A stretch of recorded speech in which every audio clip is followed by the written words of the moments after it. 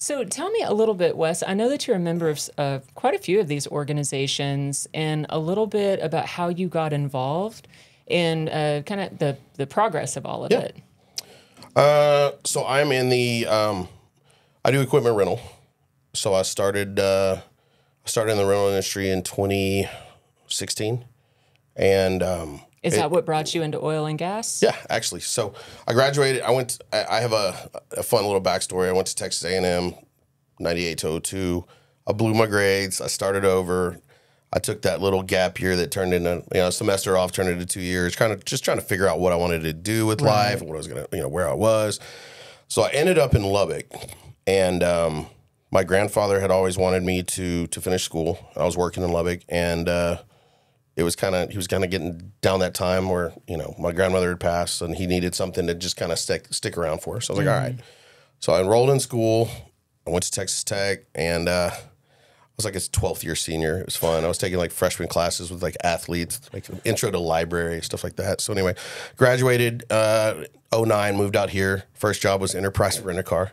Oh, okay. They'll give you the tools to succeed. So it was different. And I'm from the Valley. I'm from South Texas, on all border towns.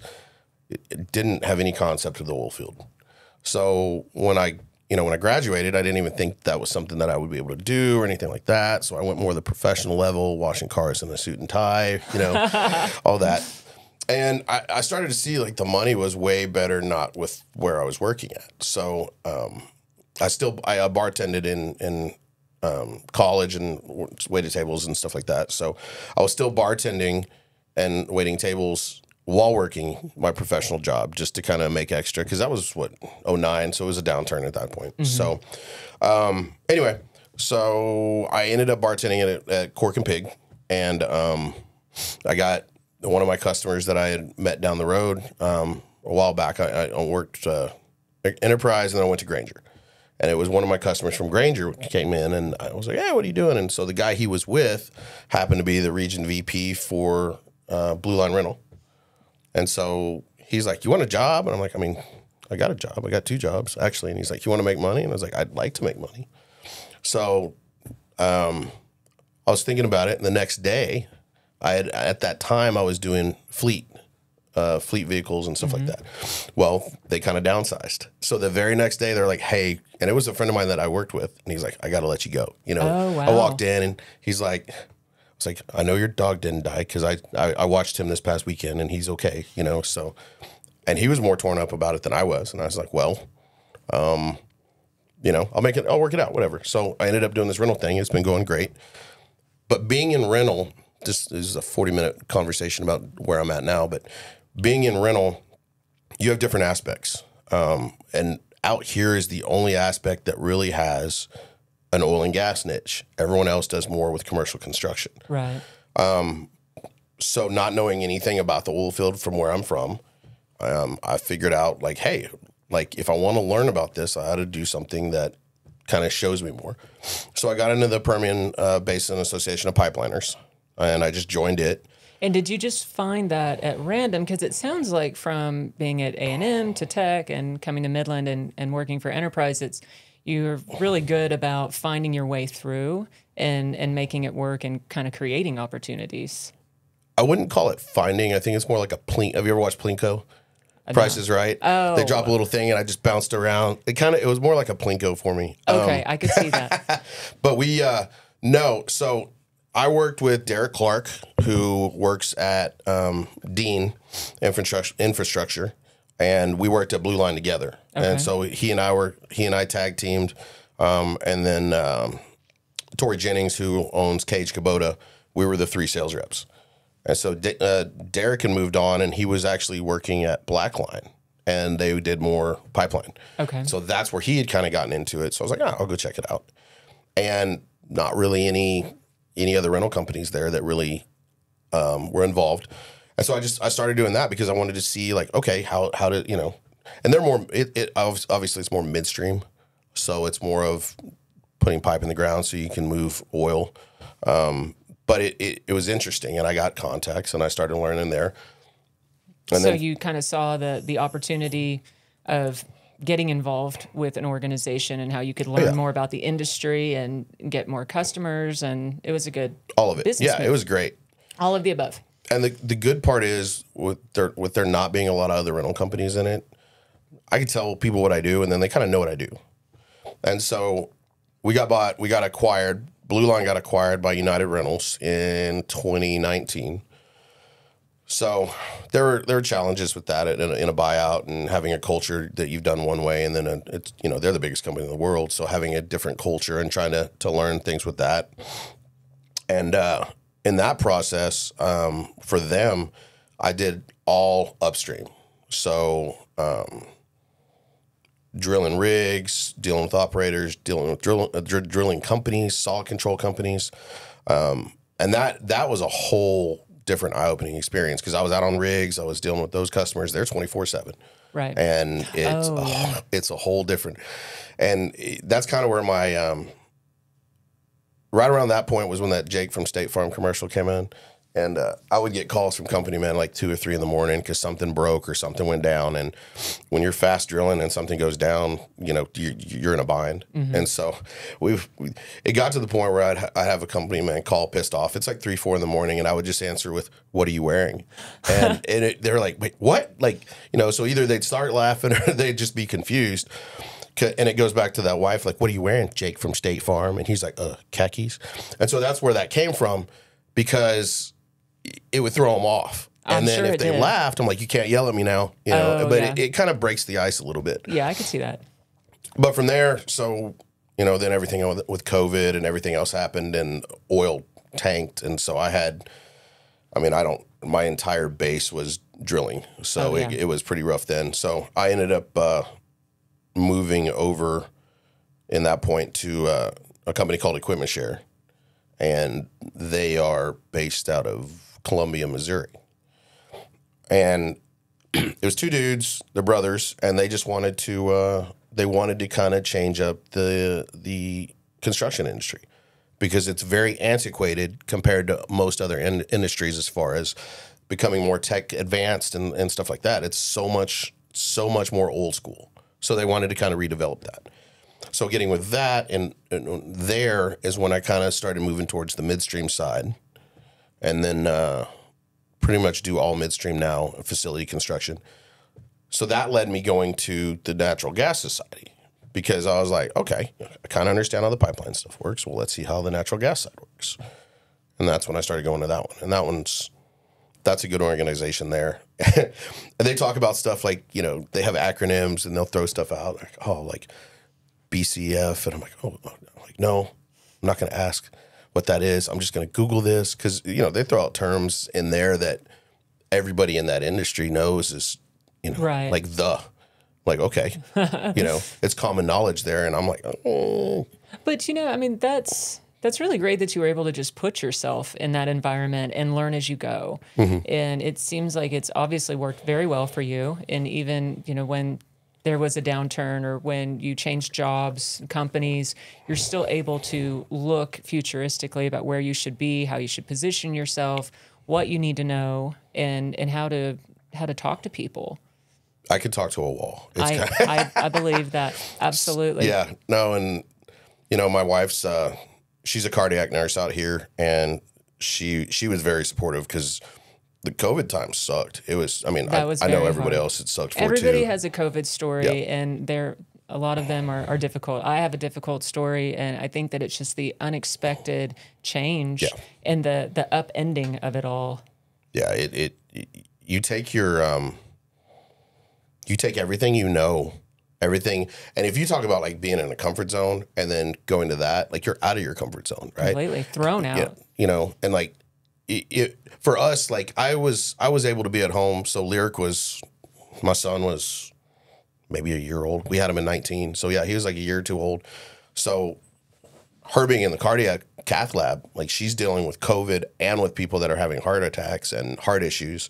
So they're like tripled up and layered up and, and I remember at one point in the summer, the AEC went out there. And so they were triple layered up, no AC.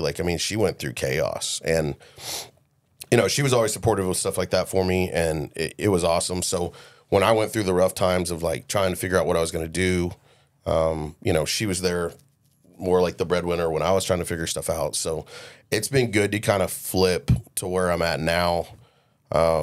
It's a good company. They really just say, hey, you know, do your job, make money, take care of the customers.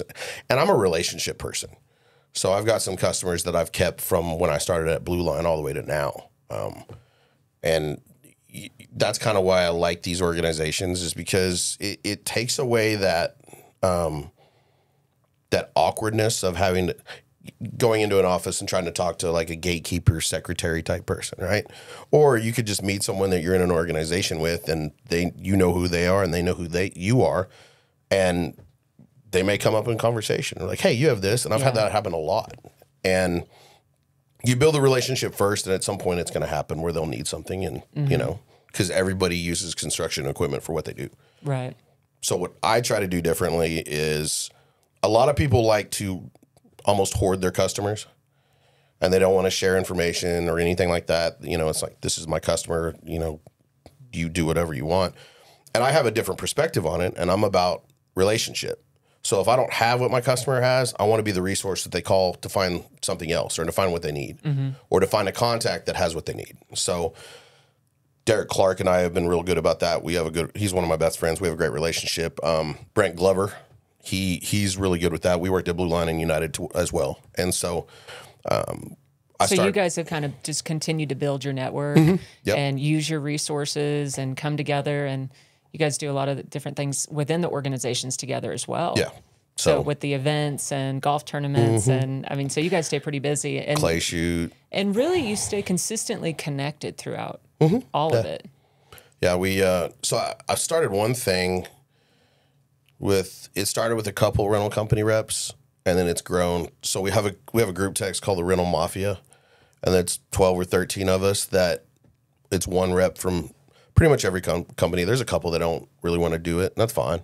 But we just throw it in there, you know. And I started off with like, hey, we don't all have everything. We can't cover our customers, so it's better to cover them in the best way possible.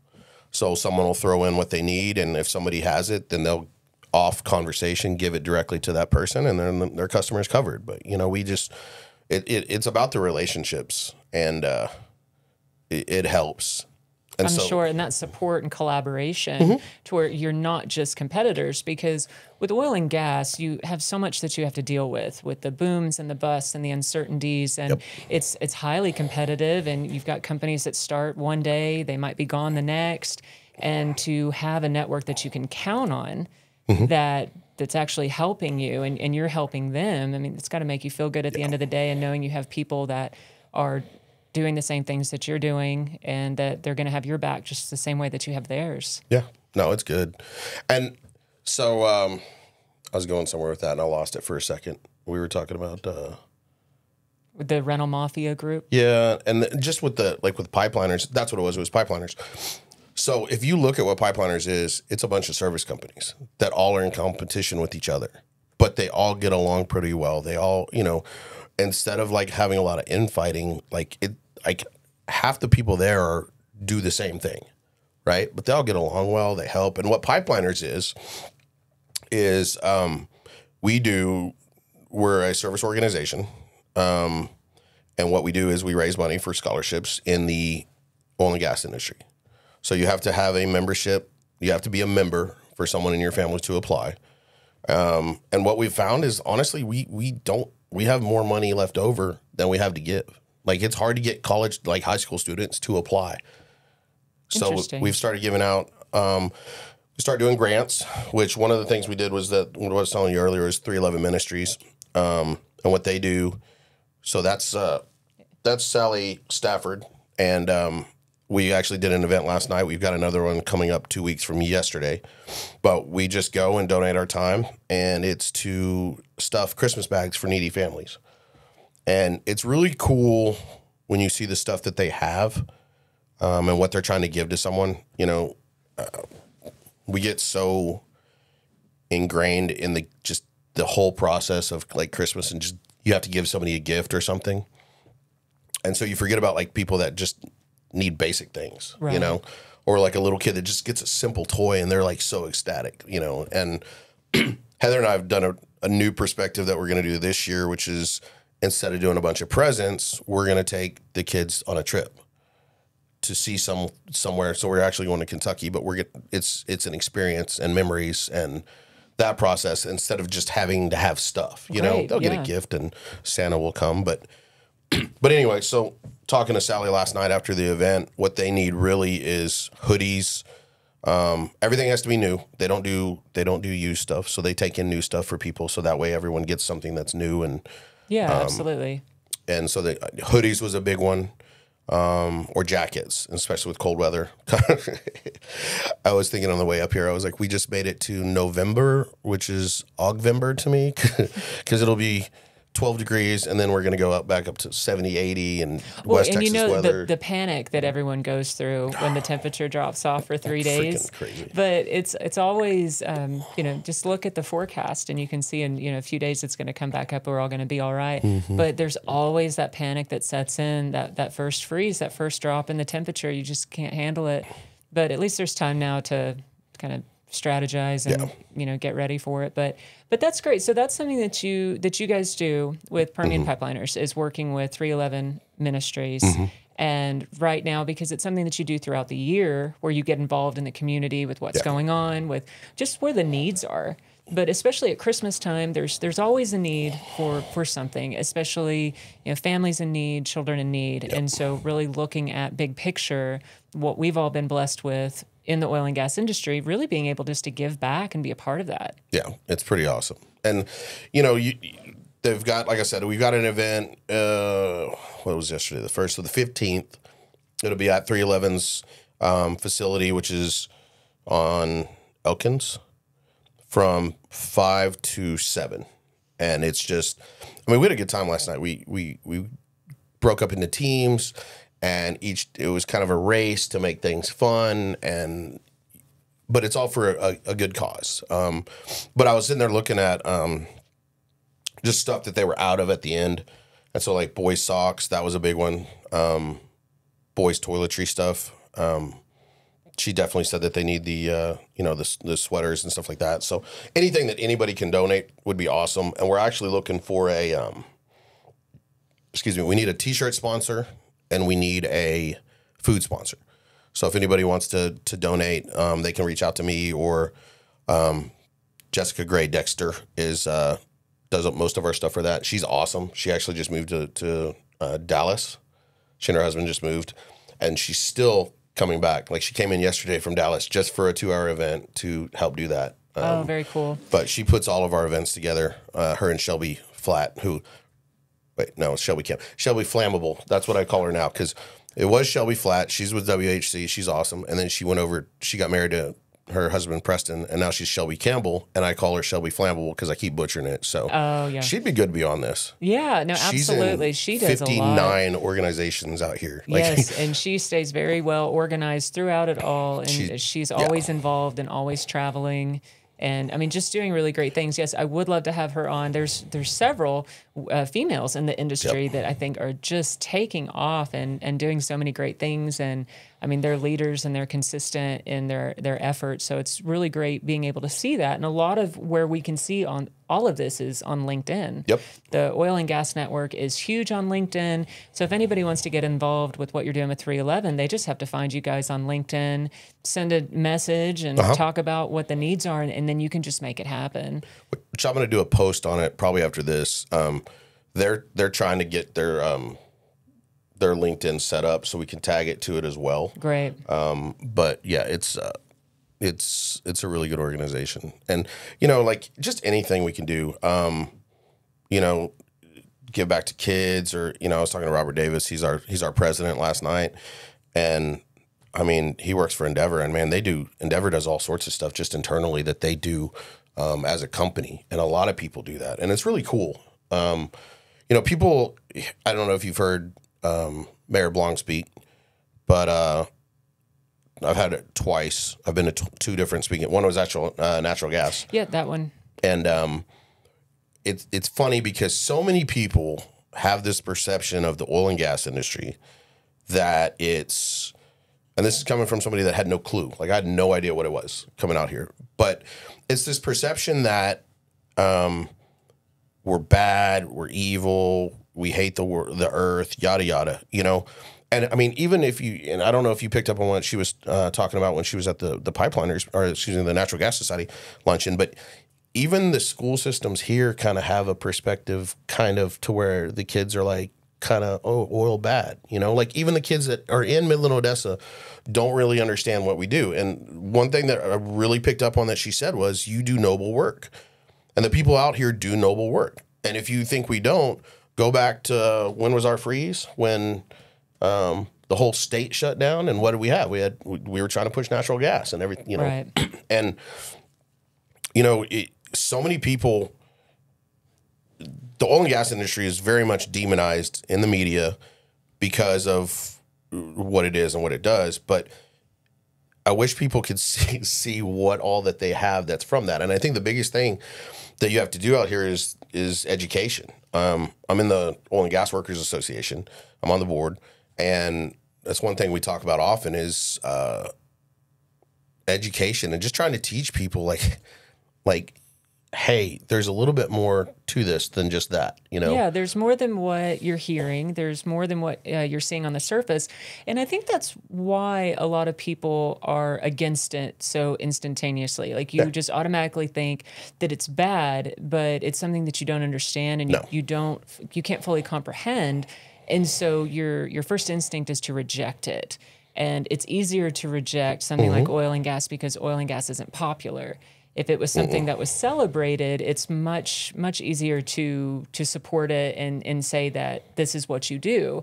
But out here in West Texas, like you said, even in the school system, you don't understand the functionality of it. And something else that she had said, that the mayor had said in that at the event at the Natural Gas Society luncheon, was about how we are becoming more self-sustained, and it's not so much about boom and bust. And I think that that's where we get a bad rap also, with the fact being, you know, bad essentially is when fly-by-night companies come out and they try and build something and, you know, they do take advantage of resources. They don't do great work, or they do build a bad reputation, and then they, you know, one bad apple ruins the bunch. And then you're working out of fear because you know that there's going to inevitably be a bust, because there always is. But what a lot of companies have done in recent is become more self-sustained to where we're more leveled out, and it's not going to just drop off. So trying to essentially almost rebrand ourselves into the community to say, hey, we're not here just to take advantage of the area. We're not going to just put it in the ground and leave, and your prices are going to go through the roof. Or, you know, companies that do care about emissions, that do care about the environment. A lot of those voices that care and put in the time and effort, like what you guys do in your organizations, their voices aren't as loud because they're drowned out by all that negativity. Yeah. And it's funny, if you meet oil and gas people, there's so many ways I can go on this, like just one topic right here. But if you meet people that are in the oil and gas industry, they really, all they want to do is bust their ass and take care of their family. They really do. You know? I mean, that is a pretty great way to say it. And then if you can help out, if there's something going on, I mean, I'm thankful to live here, because I feel, I mean, even though it's not perfect. We, you know, of course there's different aspects of this region that aren't great or ideal, but within the network that we have, I feel very supported and very comfortable. If I was ever stranded on the side of the road, you couldn't be in a better place. I mean, somebody would come, they have the tools and resources in the back of their truck to, you know, to come help you. If there's a fire, if there's some kind of natural disaster, being in West Texas, we can carry on. We are self-sustained and want to lend a hand when it's needed.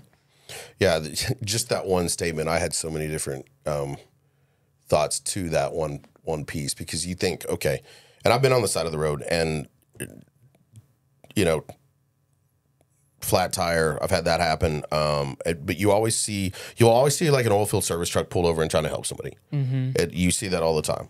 We probably don't drive the best, but you still see it. I mean, we've got our problems and lease roads. And you know, I mean, this is why just that one statement. You said fire, and I'm like, well, that reminds me, you know, we we had a Halloween party Friday the 13th, and we call it Fargo Fright Fest. That was the 5th one, so it was Fargo 5. And it's customers and contacts and just, a lot of people in the oil field. And it was just kind of cool to hang out and do stuff. And we caught my entryway on fire. So that was fun. Oh, so you had the right people there to help put it out though. Yeah, it worked, you know, but it's crazy, like you just, all the people do here is they want to, like I said, they want to bust their ass. They want to take care of their family. And what you were saying about how, in that last statement about how, it's not the best place, not necessarily the best place, but there's aspects about here that, people may not find exciting to come live out here. Actually, everybody I know that has transferred out here, we have several friends that have oh yeah, we came from San Antonio. And there was a couple pulling over and cry moments when they were on their way from like another city to here, because they're like, dear God, what have we gotten ourselves into? And that, I watched as a podcast, I want to say it was Digital Wildcatters, I think.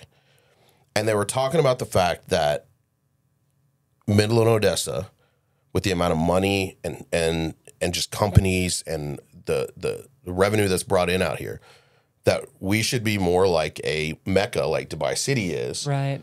And it's not. And I think that's a big push from a lot of the bigger energy companies right now. And that's what they're saying in this podcast, was that, these companies want that and they want it to be more incentivized. And what was that Texas Monthly article a month or two ago was talking about, like, the average age in Midland right now is, I think, 32, 34. So you've got to start catering to those people, because it's a different level of a different age group, a different demographic is starting to take over in the oil field. You're not, a lot of the older guys are starting to retire out, and you're getting this younger generation coming in that's more of a tech savvy generation and stuff like that. But they also want different things. And you're not going to like sustain having this younger generation with nothing to do, because the running joke has always been like, well, what do you do in Odessa? Drink? That's about all there is. So there's that. And I think that's why the whole proposition and the bill that they're working on right now in Midland is important, is because they're trying to do stuff to make it more incentivized to live here and to come here. And, I know like Mayor Blanc said in the thing, her luncheon, that they're trying to bring in, was it Bass Pro Shop? It was a Bass Pro Shop. And then I saw that they're, because there's some group that kind of puts out like what's coming up or what might be happening. And there's actually, I think it's in the works to do a zoo, where they were going to do that would be kick-ass. The golf course. I think it's going to be a zoo. Oh yeah. I because heard that fell through somehow. But honestly, I also think it's the overall tone that we set and that people adopt. And so it's hard for us to get away from the stigma. But I think with how we are evolving in the industry and in the community, like, people want it to be different. And there are a lot of great things about living in West Texas. It's a special place. If you've been here long enough, you can understand that it is difficult. The sunsets and the sunrises, you can't get enough. And, you can get a dust storm in between. And then some major dust storms at times. But every day you wake up and you see how the sun rises in West Texas, and it's so hopeful and empowering. It makes you excited about the day. Yeah. And then you turn around and get that show again at the end of every day. And if you're lucky enough to have a drive where you can catch both and you can just enjoy it, there's nothing else like it. Yeah, it kind of like puts you in that nature. Well, and just the majestic quality of the colors and the combinations and the clouds when it hits the clouds. I mean, it just doesn't even look real. And then what makes it even more special with West Texas, when you see the pump jack or the drilling rig off in the horizon. Where did we go? We went to San Antonio somewhere. We work, so we work to either be at home with our kids and work on our house to kind of do it how we want, or we go out of town, right? Absolutely. So that's our neighbors are always like, y'all never in town, whatever. But I'm like, we want it. We want our kids to have experiences. Lyric's been in the truck since he was, I don't know, a year old. We went to Louisiana twice. Road tripped with him, and to the end of the way, might had a screaming fit from Big Spring on, and you wanted to rip your hair out. But I mean, he's used to it. He still went, and he was there. And so he, you do that, and you get to like Dallas and stuff. You're like, We've been to Detroit, Dallas, San Antonio, and it's weird not seeing a rig or not seeing a pump jack. Agreed. It's just weird. Like you're so used to that now, and I'm just like this doesn't feel right. Like you're just and I love it out here and I hate it at the same time, right? Like it just depends on the day, right? It You really can have does. like I think my two biggest pet peeves out here are like the left lane is for passing only. Of course. 191, you're going 7 miles an hour in the left lane, and you have a mile to Odessa behind you. And the new thing they do is they turn from the lane and not from the turn lane. So you're like, oh, we're doing that now. Okay, cool. You definitely have to be on guard. But I mean, you can't, you can't change the people you meet. And there's so many good people out here. Like my kids, Nanny and Paray, are from Louisiana, and I wouldn't have met them had I not been out here. I went through a divorce, and they were my apartment neighbors, and they were my downstairs apartment neighbors, and they're my kids' godparents. Like Robbie, my kid's parent has him and my stepdaughter's names tattooed on his arm. Like there's just, and our neighborhood, we got a great neighborhood. We got close neighbors, and I mean, like when we had that Halloween party, it was a block party, and they're all there, and you don't get that in a lot of other places. No, really. you don't. And I think that you can find your people. I mean, you can find what works for you, and you certainly can find what doesn't. Yeah. And for me, because, when I go to DFW, I do enjoy it. I love, getting out of Midland for a couple days. And you can kind of see as things change, like the whole region just evolves as you're driving. And then you kind of go through that grows. portal and you're seeing trees and it's a totally different experience, and it's great and it's fun. But then you get into DFW and you've got all the traffic and all the different interstates and the tolls and the excess amount of people. And so whenever you come back to Midland, it's exciting. You start seeing everything comes back to life, like the energy of it, the possibility, and of course the work and the money and the whole reason that we're here, but also what you're able to do. From from you, for instance, your equipment rental, what you're able to contribute to this vast system. Like we all contribute to it somehow, but being able to be proud of it and control the narrative in a way that we're telling our story, not what people are projecting onto us or saying what the narrative is to them or what it could be, but really being able to share the day to day and how special that is and why this is a great place to be. It's so different. It's so different. Like people don't understand that, and like you either love it or you hate it, but you're not gonna. And what's funny is any job I've ever worked out here, I've always just said like it's the Permian. Like if you don't understand the Permian, like from a corporate level, they're like, well, there's all this money, right? I remember before I went to Cork and Pig, I was working at Roadhouse because I worked at Roadhouse in college, so I transferred up here, and they had a post up somewhere, and they're like the top 2 places for revenue as far as like money in that area was like Midland, Odessa, and like the Hamptons or some weird thing like that, right?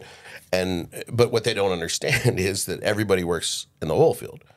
So you have all these other companies that are trying to like hire and stuff, and when it's booming, you're shorthanded, and the service industry definitely suffers a little bit when oil's booming because a lot of people can make more money out there, So finding a place where you have a good server and stuff. Have you been to Little Bohemia? I have. Anywhere downtown. It's just I love downtown Midland. Downtown Midland has grown the businesses, the restaurants, the micro market, but absolutely Little Bohemian. I think I've tried every cocktail they have on the menu. Pie Social. The guys at Cancun, Javier and Joe, I've known them for years. Like they're awesome. Yeah. Yeah, and Opal's Table. Yep. And I mean, there's a lot that's just, it's growing, but I think it kind of goes back to, I mean, what we've been saying is everybody's tired of that negative persona. Yeah. Because there's so many cool things about being out here. Yep. There are options, and it's untapped. It's not saturated. It's not overwhelmed. Like, yeah, you can get pretty saturated out on I-20 and, service companies and things like that, but you can build your own brand. You can have your own style, and there's so much here that you can create. And yes, you have brought quite a bit gifts. You did bring gifts. You came bearing gifts, and I was not the least bit surprised to see your thoughtfulness, and I really appreciate all of it, and I love all your stuff. So we've got the Wes Johnson equipment share memorabilia table, and which I will definitely be enjoying quite a bit of that. It's the first one. We didn't know what we were gonna do. So Yeah, absolutely. just, But I think that no, and it's very appropriate. And again, with bearing gifts, like what can you bring? Being a guest on my show, and I mean, it kind of comes true to form with everything that you've been doing. I mean, within your organizations, within your company, with your family, even talking about your neighborhood and how relationships are very important to you, and maintaining those good connections, and that builds a stronger network. It builds more community, and your daily life and what you feel like you're contributing, especially in a world where it seems as if, like you said, we're demonized and we're public enemy number one. But then you're trying to until combat you don't that. have power. Yeah, and you combat that by saying this is what we're really like. Yeah. This is how it really is. And you were talking earlier, the president of Latigo Energy, and he was talking at the Oil and Gas Workers Association luncheon like a couple weeks ago that Keith Stetler put on, and Matt Cody, and he was talking about that for the first time that he's seen that the oil companies they're drilling more, not respectfully, but responsibly. And so you don't see a lot of rigs right now, but they're doing more with what they can, and they're not kind of overdoing it. And so it's helping us be more efficient right now, out here. And I think that's important because there are shows that we're adapting and exactly changing adapting and being mindful. Because there have been companies throughout the ages that were not. Oh, yeah. Just take it, leave it, and that's a wrap. And that's where a lot of that struggle with our social stigma. It's hard to even have a conversation with someone that's automatically against oil and gas because that is so deeply ingrained. But for someone that's open-minded or willing to see the evolution throughout time of what we're doing and the daily effort that goes into it, from the services we offer to what we produce, and having the American people understand what they possess that's actually made out of petroleum, and how our industry, what we're literally doing here in Midland, Texas, in this country, is allowing a lot of those luxuries and a lot of those basic needs. But the conversation always stays on the surface, and it's the argument that oil and gas is bad. Everything needs to be electric and green, but what they don't understand is how much we have become more environmentally conscious and safer. Oh yeah, it's the most scrutinized industry in the world as far as an oil industry. And so, if you look at like right here, we could power the United States. We could be energy independent again, like we were, and we could export our oil like we do. But instead, we're pulling stuff in, and Russia's oil is not as good as ours. It's not as regulated.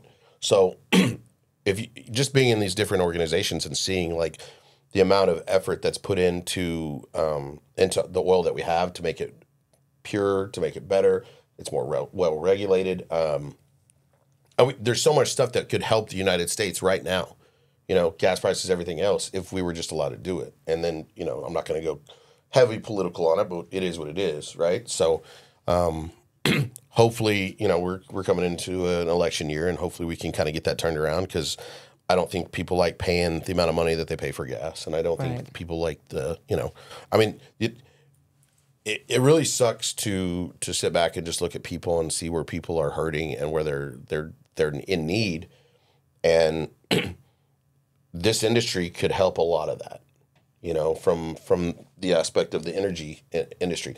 And it's not like, you sit there and people talk about wind and solar, and I've had wind and solar customers, and they're doing their part, but the sun's only up for a certain amount of time, and the wind doesn't always blow, and it can't be consistent. And you saw what happened with the freeze that we happened, because the solar panels were covered in ice and snow, and the wind turbines were frozen. So this and natural gas is a huge, we have a huge surplus of it, and we could power the whole country if let to do that, instead of having to import it in.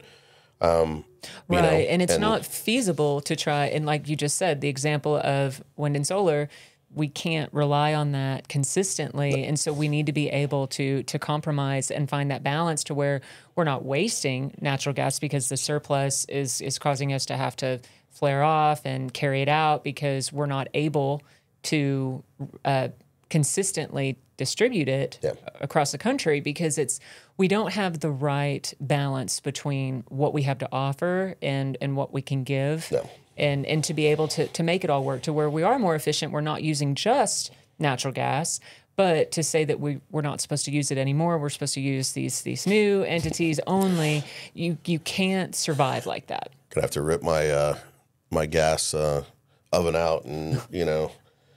Well, in electric cars, I mean, haven't they been powered by generators at times? And I mean, there's different elements to that conversation to where at the end of it, we're not there yet. And to be able to accept that and work towards it, but not out of fear and not saying that we're just going to eliminate fossil fuels X date because we don't want them anymore, but to be able to work more towards a more efficient and more sustainable environment and economy to where we're not overusing natural gas, but we're not shooting ourselves in the foot by saying we don't need it anymore either, because we're just not in that conversation. No, and the timelines that we've set are kind of insane. Like if you look at California's, I forgot what year they needed. I think it was 2030, maybe.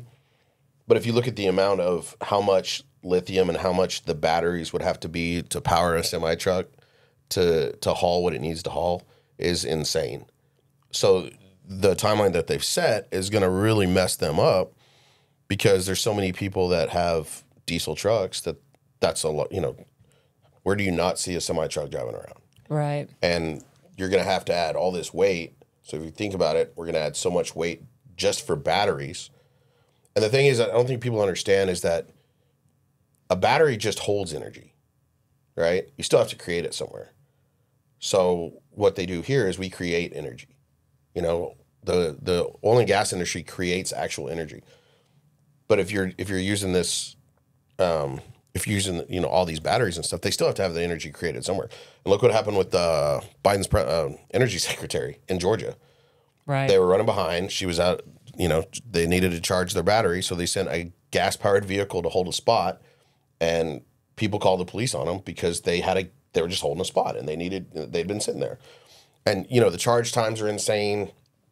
You know, you got to sit there for 30 minutes just to have would you feel confident going on a road trip in an electric car? hard pass. Me too. No. I mean, the idea that you could get a flat tire in a regular vehicle, but you're really gambling, especially we're not there yet. No. And so like you don't Not know to how mandate it. No, and then to how many charging stations are along the way, and what if you got stuck in traffic? Like there was an accident or a road was shut down. So you've scouted it out, you know where the charging stations are, but what if you don't make it? And we're not equipped, and I mean certainly I'm sure that there's, you know, towing companies and mechanics that aren't equipped to accommodate those types of vehicles. And so the idea is great in a sense that everything is going to be powered off of electricity, and you know we're all going to live in harmony with the solar and the wind turbines. However, it's more of the idea you want it to become reality than the realistic expectation that it could happen anytime soon. And the only reason is because you don't believe in oil and gas. You don't understand it, and you want this other entity to take over, to just completely eliminate the need for oil and gas. And it's not feasible. And there's no way to really make that happen. And there's no need to make that happen. It's, you know, we could do a whole 24-hour podcast on the climate change and everything like that. But it, you know, so, okay, you're from Vegas, Ryan's from Vegas. We were in Vegas, I don't know when it was, but a lot of the Uber drivers use electric cars. Do they? And for there, I mean, it makes sense, right? You're just Ubering around. Yeah, you're just doing the strip back and forth. Strip. I mean, it's not that far. So it's kind of cool because Heather and I literally said it. We're like, all these Teslas out here, and we've never been picked up in a Tesla. And like we were leaving, not South Point, the Palms. We were leaving the Palms, and there's a Tesla. I thought it was cool, and we're talking to the guy, you know, and he's like, "Yeah, I'll charge one, go home. I'll plug in the other one, I'll charge it, and go." You know. But I didn't realize too, like you have to actually factor in like battery replacement. Yeah, that's a big one, and they're very expensive. Like $10,000. Yeah, you know. Yeah. But for what they did, that's cool, right? Like that.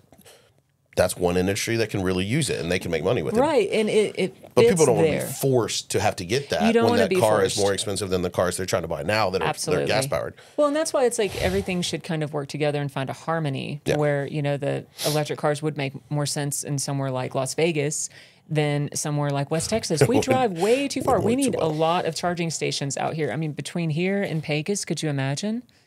That would suck. It would. Or, no, even worse, if you get stuck out in Mentone. No. That's like a fun drive in itself. And You know, when I worked in Orla in 2015, hard pass. I know, and I had to stay in Pecos because there wasn't anywhere to stay in Orla. There also wasn't even a gas station. There was one pump that you had to be a member to or have some kind of code that I never did. I never knew even how to access it. And so you had to make sure that you had enough fuel, a full tank, before you left Pecos to ensure that you made it back from location.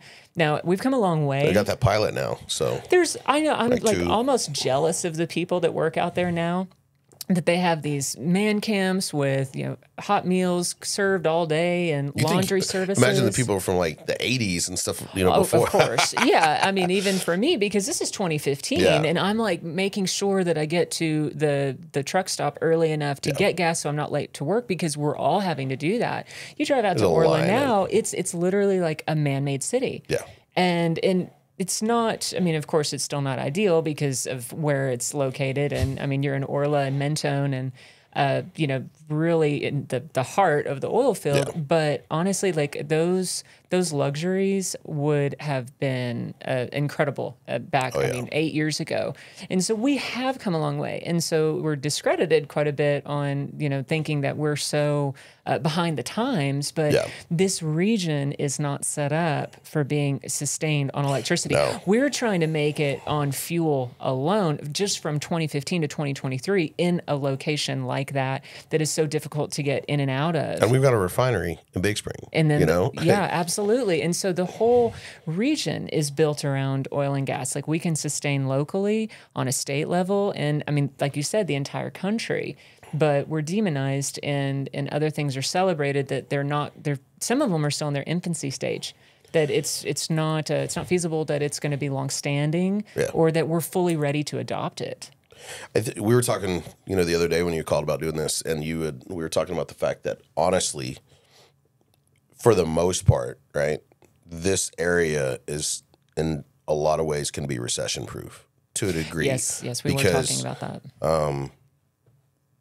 Everything here is blowing and going, and there's still a need for what we have, right? And so, you know, we're not necessarily. I mean, everybody's feeling the gas prices and other prices, and you know, you go out for a drink right now, and like prices for like a martini out here is the same price as it is in Vegas, right? Absolutely. You're like, all right, whatever, you know. But I mean, but for the most part, like people are still out having tailgates. They're doing, you know, football watching parties. They're doing events. Like how many barbecue? What the West Texas Bash just happened in Monaghan's, right? That was like 2-3 weeks ago.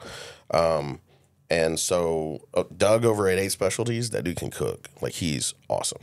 Like he was a customer back in the day. I know it's random, and he always ends up doing. You know, he was at the oil show and he had an event. And they had a big setup for Ace and Ace Fluids. And they're a customer, and they were, you know, dude, he cooks, man. I love that dude. He could cook. But you know, and like, I mean, you didn't feel a shortage. The oil show felt a little. You still had the cars, but it didn't feel as busy. But I think that's too is because a lot of people were doing private parties, right? Because you do a private party, a lot of private parties, and I think we had 8 in one night, and we made several. 2. But you do that because you target your customers, right? Mm-hmm. So you're still out there. You got a present there. I mean, every day, like you couldn't find a place to park. So the parking and everything else was the same, but it felt a little less crazy. And I think part of it is because of that, you know. And then everybody's waiting for the trick or treaters to come out and just start jacking everything. And there was a lot of that. Oh my God. People just robbing the tables, not even taking the time to even get an intro or an elevator pitch. Actually, I would prefer that because I've done trade, you know, I've done setups and everything like that. They're like, you know, somebody comes up and has a 4-minute conversation and he just wants a pair of socks. I'm like, man, just take the socks. That's what they're for. You know, like we don't have to awkwardly talk. Like, just you know, the socks. like, yeah, just go for the socks. It's fine. Like, I'm just like, just take it, whatever. That's what they're for. And then like the last day of shows like that, like people are like, dude, just take whatever. I don't want to pack this. I don't want, yeah. But it's still like, I almost kind of wish they would like charge like a small cover, you know?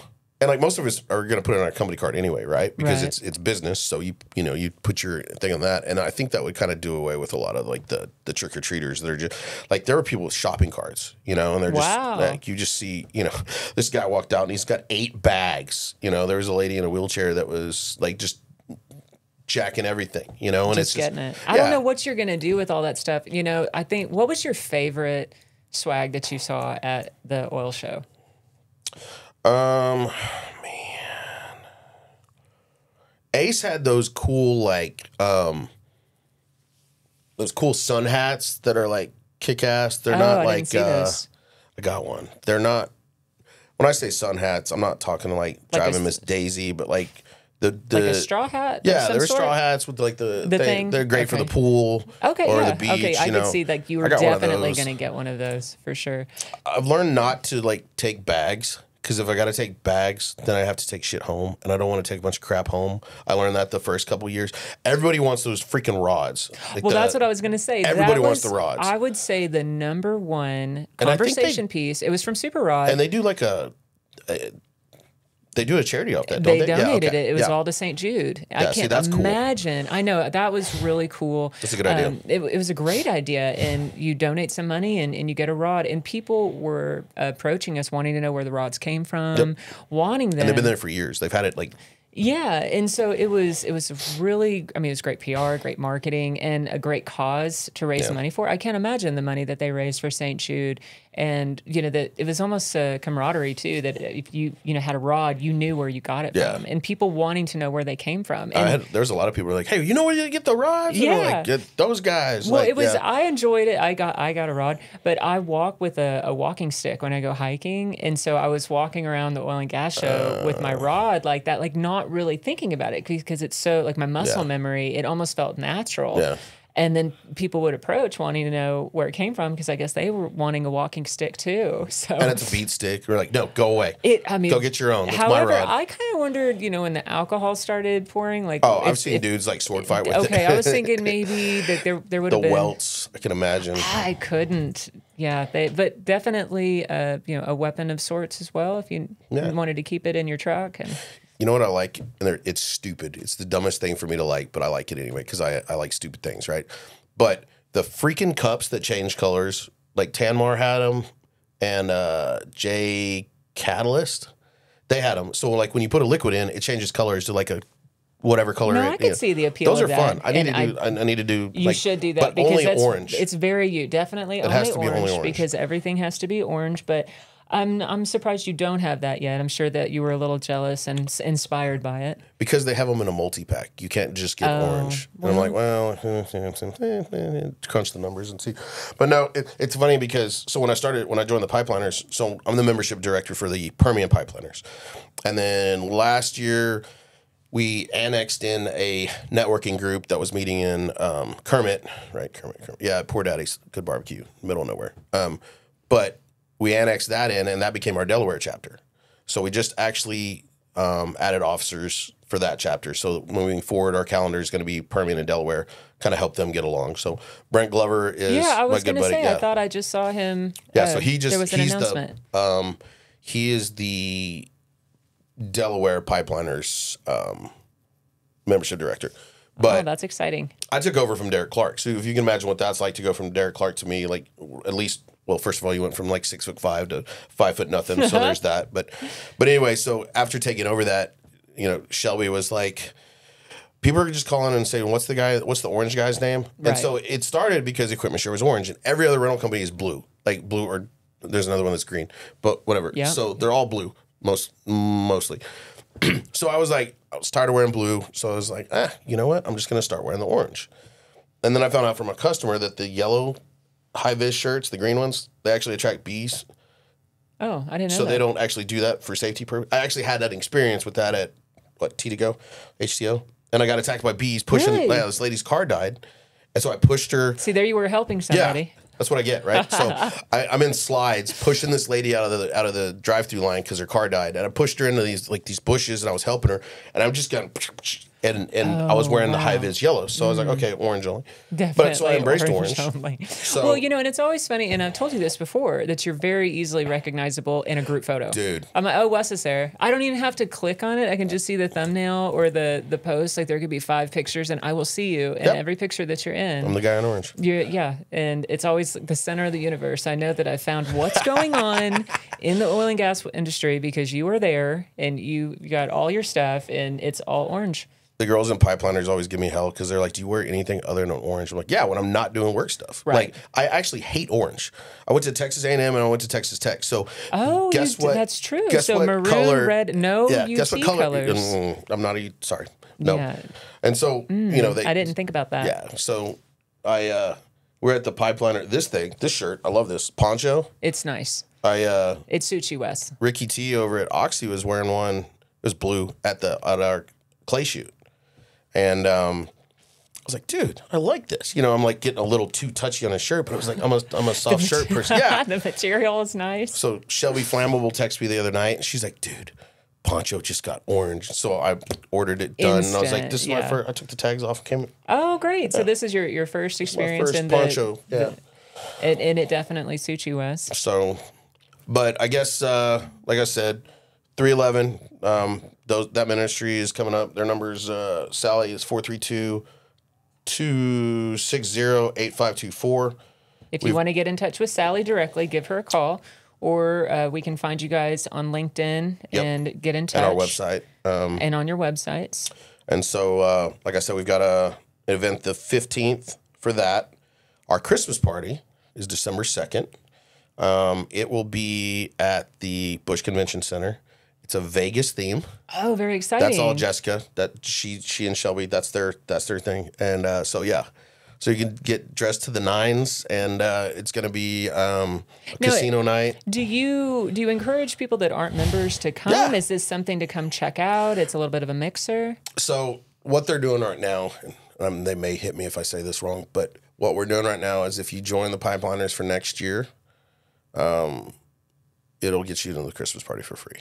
Oh, okay. So join it, and like the way Jess plans this stuff is utterly insane. Like I could never be this organized, but she even sets that's my timer. She even sets she was talking to TxDOT about having people come out to like follow you home if you drive, and one person will take your car and they'll follow with another vehicle, drive you home, and then they'll go back in the vehicle that they had provided. Wow. So Uber, we're going to do a block of rooms at the DoubleTree, so that way it's kind of close that people want to stay. Absolutely. So we try to do everything responsible and accommodate all of yeah, that. So if someone does drink a little bit too much, or you don't want to drive, or you're coming in from out of town, you can just stay at the DoubleTree. It's across the street. And it's a very good organization. We're raising money for people. We try to promote operators and scholarships for kids. What's the other thing we do? What we're really working on is the trades. We want to help the trades because that's, if you talk to Troy McCoy from Charger Energy, dude is smart, very smart, and I think we're like 10,000 electricians short right now before we even get to electricity and electric vehicles. That trade. And we don't have a trade school out here. We really don't have, like, was it Amarillo or Lubbock? They bought a building and put a trade school in there. And that's something that OGWA is working on as far as, like, how to do something like that. And then we're working on in Pipeliners on how to try to give money for the trade schools. So to fund it. Because you're going to have a short... You're going to be short, and we need those jobs out here. And especially if you look at the EVs and everything like that, and the more electric we're going, you're going to be even shorter down the road. Absolutely. So that's really looking at futuristically, and again, just wanting to collaborate with the community, the economy, and being respectful of the environment, raising money. And I mean, you guys stay busy, so you We have work hard, we play hard. Yeah, absolutely, and that's So- great. And it's been really great hearing about all of it, and I appreciate you coming on and talking about what you guys do and sharing your story. And I'm glad I got to be the guinea pig. Kinda I am too, Wes. I couldn't think of anybody better I appreciate than it. having you on, and I appreciate the gifts you brought. Yeah. And it was. I set the standard, so everybody has to bring Breezey something. You have to bring gifts now. Yep. That's just going to be part of the show.